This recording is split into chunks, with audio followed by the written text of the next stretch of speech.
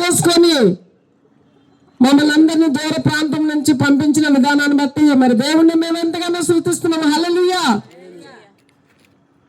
మరి ఇప్పుడు ఒక సిస్టర్ గారు పాట పాడారు, అమ్మల్లారా అక్కల్లారా ఈ వార్త వినరండి. నిజంగానండి, ఈ వార్త విన్న వాళ్ళందరూ ధన్యులండి. ఎందుకు ధన్యులని చెప్తున్నామంటే చూడండి, మీ అందరికీ కూడా ఒక శుభవార్తను తీసుకుని వచ్చామండి ఉదయకాల సమయంలో. శుభవార్త అంటే ఏంటి? చాలా ప్రయత్నాలు చేస్తూ ఉంటామండి. మనం ఒక పని కావాలంటే చాలా ప్రయత్నాలు చేస్తూ ఉంటాం.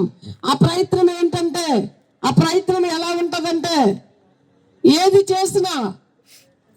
చేసినా మనం బాగున్నామో లేదనే ప్రయత్నాలు చాలా చేస్తాం. అలాగా ప్రేమను వల్లరా ఈ లోకంలో ఏది శాశ్వతం కాదండి, కానీ చాలా శాశ్వతం కానట్ల కొరకు వెంపర్లాడుతూ ఉంటాం. ఉదయం లేచిన నుంచి రాత్రి పడుకున్న దాకా బిడ్డల కొరకు, తల్లిదండ్రుల కొరకు, భార్య కొరకు, భర్త కొరకు, తల్లిదండ్రుల కొరకు, అక్క చెల్లెల కొరకు, అన్నదమ్ముల కొరకు, మరి స్నేహితుల కొరకు, కుటుంబ సభ్యుల కొరకు, కడుపు కొరకు, పోషకాల కొరకు చాలా రకమైన విధమైన పనులు చేస్తూ ఉంటాం. కానీ మనం గ్రహించలేని ఒక సంగతి ఉందండి. అది ఏంటి అంటే చూడండి, ప్రాణము పోయిన తర్వాత ఆత్మ ఎక్కడికి వెళ్తుంది? ఆత్మకి చావు లేదు. ఆత్మకి చావు ఉందా? ఆత్మకి చావు లేదు. ఈ ఆత్మల్ని ఇంకొక మనిషిలోనే జీవిస్తుంది, ఇంకో మనిషిలో ప్రవేశపడుతుంది, ఇంకొక రూపంలో పుడతాము అని అనుకుంటామండి. కానీ అది కాదండి ప్రేమైన వాళ్ళరా. ఈ జన్మకి ఇదే, ఈ ఒక్క జన్మ, మనిషి జన్మ, మానవ జన్మ అతి శ్రేష్టమైన జన్మ. దేవాతి దేవుడు నిన్ను ప్రేమించి ఒక ఆత్మనిచ్చాడండి. ఆయన ఒక చూడండి, నేల మంటిని తీసి తన స్వహస్తాలతో, తన స్వరూపమందు, తన పోలిక చొప్పున ఆయన చెక్కుకొని ఆయనలో జీవాత్మ ఊదిన తర్వాత నరుడు జీవాత్మ అయినండి. ఒక జీవం ఊదిన తర్వాత నరుడు జీవాత్మ అయ్యాడు. మరి దేవుడి దగ్గర నుంచి వచ్చి మళ్ళీ దేవుడి దగ్గరికి వెళ్ళాలి అంటే దానికి ఒక మార్గం ఉందండి ప్రేమైన వాళ్ళారా. ఆ మార్గం ఏంటి? నేనే మార్గం అన్నాడు ఆయన. నేనే సత్యం అన్నాడు. నేను కూడా సత్యం అనలేదు. నేనే మార్గం అన్నాడు. నేను కూడా మార్గం అనలేదు ఆయన. నేను మాత్రమే మార్గం, నేనే సత్యం, నేనే జీవం అన్నాడండి ఆయన. ఆ జీవానికి కావాలి అంటే మనకి ఏం కావాలి? జీవాన్ని పొందుకోవాలంటే మనకి ఏం కావాలి? ఆ జీవంలోకి మనం ప్రవేశింపాలంటే మనకి ఏం కావాలి? ఆ మార్గంలోనికి వెళ్ళాలంటే మనకి ఏం కావాలి? ప్రేమైన వాళ్ళరా, మీ వెండి బంగారాలు మీరు ఇచ్చిన కానుకలు ఆయనకు అవసరం లేదండి. ఆయనకి కావాల్సింది ఒకే ఒకటి, అది నమ్మకం అండి. ఆయన అన్నాడు, ఇదిగోండి ఉన్నాడు అని రుజువు చేయడానికి బైబిల్లో అనేక మాటలు ఉన్నాయండి ప్రేమైన వాళ్ళరా. ఆ మాటలు ఏంటంటే, ఒక స్త్రీ ఉందండి. ఆ స్త్రీ చూడండి, 12 సంవత్సరాల నుంచి ఎంతో వేదన అనుభవించి, ఎంతో బాధ అనుభవించి, ఆస్తి అంతా పోగొట్టుకొని ఎవరెక్కడికి చెప్తే అక్కడికి వెళ్ళి వాళ్ళక ఆస్తి పోగొట్టుకొని డాక్టర్లు చూపించి, నర్సులు మరి అనేక వైద్యులకు చూపించి, నాటు మందులు తీసుకొని అనేక ప్రాంతాల్లోకి తిరిగి ఆవిడ ఆస్తి అంతా హరించిపోయింది. కానీ ఎక్కడ కూడా ఆవిడ బాగుపడింది, ఆవిడ రోగం నయమైందని ఎక్కడా లేదండి ప్రేమైన వాళ్ళరా.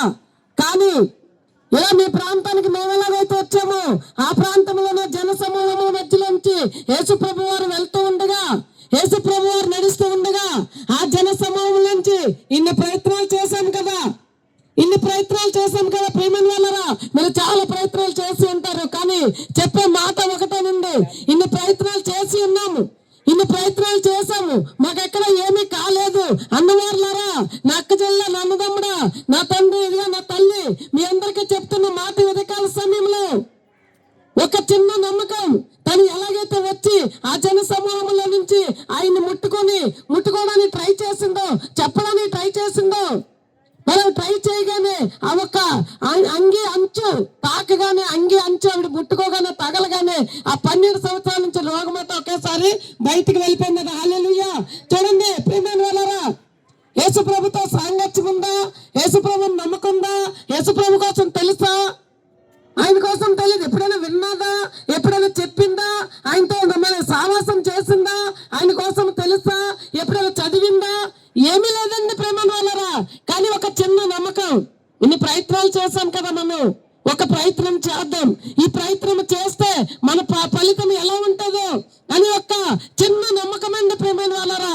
ఆ జన సమూహంలో నుంచి యేసు ప్రభు వారు వచ్చి నాలో నుంచి ఒక జీవం బయటకు వెళ్ళింది, ఎవరు నన్ను ముట్టుకున్నారని అనగానే ఆమె భయపడుతూ ఆయన దగ్గరికి వచ్చి ఒకే మాట చెప్పింది. మాట ఏంటంటే చూడండి, అయ్యా నేను ముట్టుకున్నది నేనేనయ్యా, నేను తాకింది నేనేనయ్యా అని చెప్పగానే ఆయన పిలిచి ఒక మాట చెప్పారు, నా కుమార్తె నీ విశ్వాసమే నిన్ను స్వస్థపరిచింది. హల్లెలూయా.